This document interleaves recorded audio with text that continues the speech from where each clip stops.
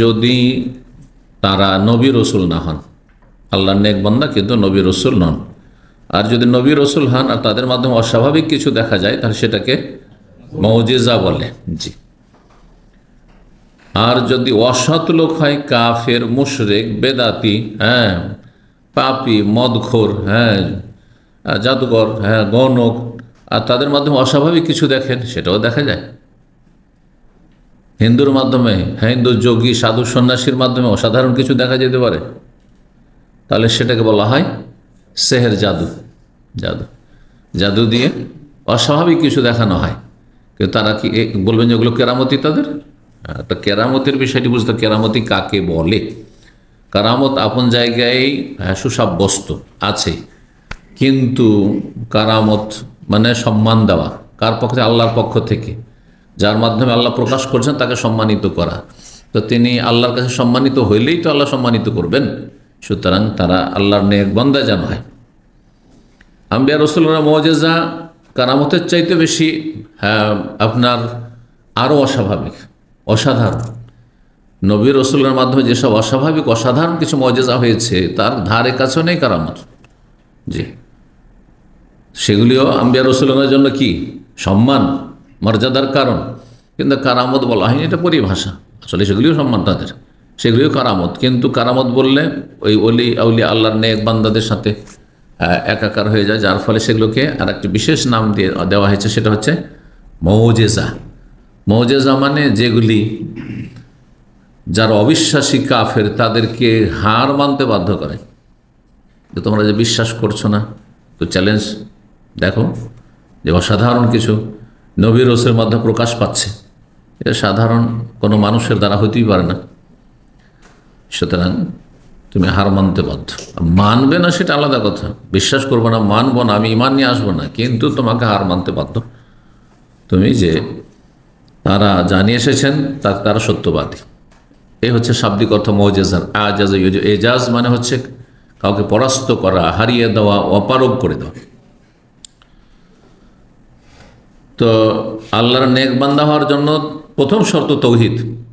তাহলে শিরকি আকীদা, মাজার, এইসবে বিশ্বাস যদি থাকে, পীর মুরিদি, তাহলে শিরকি আকীদা তাদের, তাহলে তারা ওলি নয়, তাদের ইমানে ভেজাল রয়েছে।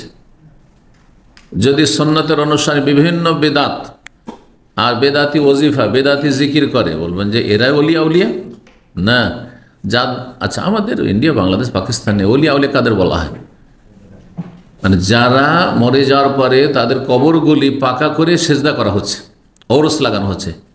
তো এই সমস্ত কাজগুলি তো শিরকি কর্মকাণ্ড। এগুলিকে যদি তারা স্বীকৃতি দিয়ে গিয়ে থাকে, এগুলিকে তাদের ভক্তদের জন্য যদি অ্যালাউ করে গিয়ে থাকে, তাহলে তারা শিরকি আকীদার লোক। আর তারা যদি পীর মুরিদির এই সুফিজমে, তাসাউফে জড়িত থেকে থাকে, যে মন গড়া তাদের রুহানিয়ত, তাহলে সেগুলি সবগুলি প্রায় বেদাতি তরিকা। বেদাতি তরিকা, নকশবন্দিয়া, চিশতিয়া, কাদেরিয়া, আর অমুক তরিকা, এই তরিকা, সেই তরিকা, এগুলো তরিকা সাহাবা কেরামদের জামানে ছিল। নবী সাল্লাল্লাহু শিখিয়েছেন? কোন একটা হাদিস আছে এই শব্দগুলি?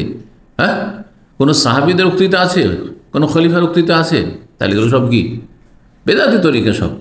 তাহলে বেদাতি আবার কি করে আল্লাহর ওলি হয়, আর তার কি করে কারামত হতে হবে, তাকে আল্লাহ কি করে সম্মানিত করবেন? তাহলে বোঝা যাচ্ছে যে যতগুলি এই যাদের কবরগিরি পাকা করে শিরক করা হচ্ছে, বেদাত করা হচ্ছে, ওরস লাগানো হচ্ছে, আর তাদের কেরামতের কিচ্ছা কাহিনী শুনছেন আপনারা, হয় সেগুলি সব মিথ্যা, যা ভক্তরা রচনা করেছে, আর না হলে তারাও জাদুঘর ছিল, জাদুর বলে অসাধারণ অস্বাভাবিক কিছু দেখিয়েছে, ভক্তদের করেছে যেগুলো আমাদের কেরামতি, কিন্তু ওগুলো জাদু ওদের, জাদু। একজন বিশ্বস্ত আলেম দিন বাংলাদেশের, তিনি বলছেন যে 18 পীর সাহের জাদুকর ছিল। জি, এটা পাক্কা জাদুকর ছিল। তো জাদুর বলে ভক্তদের দেখাতো অস্বাভাবিক কিছু। এরা জিনের সাহায্য কামনা করে, শিরক কুফরি করে, আর জিনকে বলে সারা দুনিয়া বিচরণ করো, তোমার ভক্তকুল যত এলাকায় আছে, যে ডিস্ট্রিক্টে যে গ্রামে আছে সেখানে ডিউটি করো। আর তারপরে সেখান থেকে কোনো ভক্ত, কোনো মরিদ বেরিয়েছে, পীরের আস্থায় আসার জন্য, পীরের সাথে দেখা সাক্ষাৎ করার জন্য, কিছু সমস্যা নিয়ে আসার জন্য, সমস্যার সমাধান চাওয়ার জন্য, ওখান থেকে আগে ইনফরমেশন করে দিয়েছে জিনেরা। আর তারপরে মুরিদ আসতে বলছে, আচ্ছা আপনি ওই পাবনা থেকে এসছেন, ঐশ্বরদীর থেকে, আপনার এই সমস্যা না, বাচ্চা হচ্ছে না, না আপনার স্বামী স্ত্রীর সমস্যা না, কথা বোঝা গেছে, আপনার এক ছেলে হারিয়ে গেছে না, বুঝতে পারছেন? তো তখন তুই তো হ্যাঁ অবাক, হতভম্ব, হ্যাঁ তাহলে তো সত্যি আর আল্লাহর ওলি। কিন্তু সেখানে হ্যাঁ আন্ডারগ্রাউন্ডে কি হচ্ছে, জিনের সাহায্য কামনা করা হচ্ছে, শির কুফরি করে, জিনের সান্নিধ্যের জন্য খাসি জবাই করে, মুরগি জবাই করে, তাদের রক্তগুলি অমুক জায়গায় পুঁতে আসতে হবে, না হলে এই এই এই কাজগুলি করতে হবে, না হলে ওই জায়গায় চিনি আর দুধ দিয়ে আসতে হবে, হ্যাঁ অমুক জায়গায় এই কাজটি করে আসতে হবে। এই সমস্ত শির কুফরি তাদের মধ্যে রয়েছে। এগুলির নাম ভারত বাংলাদেশে কেরামতি, হয় মিথ্যা এসব, হ্যাঁ কিচ্ছা কাহিনী তাদের কেরামতির, আর না হলে সেগুলি হচ্ছে সেহের, জাদু টোনা আর জিনের কাছে সাহায্য কামনা। জি, ভালো করে শুনে রাখেন, যাতে করে দোকান খান সেখানে অসাধারণ কিছু দেখতে পাচ্ছি আমরা। হ্যাঁ আপনি যখন অতি বিশ্বাসী আমরা অসাধারণ কিছু দেখাবে, কারণ জিনদের মধ্যে কাফের মুশরিকের সংখ্যা মানুষের কাফের মুশরিকের চাইতে বেশি। মানুষের মধ্যে তো অধিকাংশ কাফের, অধিকাংশ বেদিন, অধিকাংশ বেনামাজি, অধিকাংশ পাপিষ্ট। তাহলে জিনদের কাফের ফাসেকের সংখ্যা তো আরও বেশি। তাহলে ওরা আমাদের সাহায্য করবে দিনদার পরেশগারদের বেশি, না ওই কাফের ফাসেকের সাহায্য করবে? আর সাহায্য করার জন্য তাদের কিছু শর্ত আছে, যেগুলো করো, মানে তুমি ইমান পুরো হারাও, যেটুকু ইমান ইসলাম আছে সেটুকু হারিয়ে দাও, আর আমাদের সাথে স্থায়ী জাহান্নামী।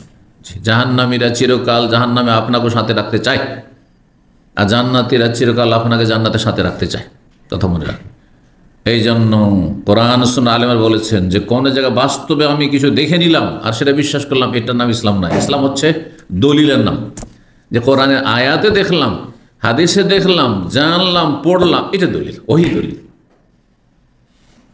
এমনকি যদি দেখেন কোনো কবর ফেটে গেছে আর তারপরে সেখান থেকে হ্যাঁ অলিউল্লাহ বেরিয়ে এসছে, হ্যাঁ আর তারপরে দেখছেন সে এসে বলছে যে তোমরা এই কাজগুলি করবে, ঘুমিয়ে আছেন আর একবার জীবন্ত, হ্যাঁ আপনার শেখ আপনার ওস্তাদ চলে এসছে, স্বপ্ন যোগে শুধু না, এসে আপনার সাথে কথা বলছে, জাগিয়ে দিয়েছে, আর তোমরা এইসব করবে না।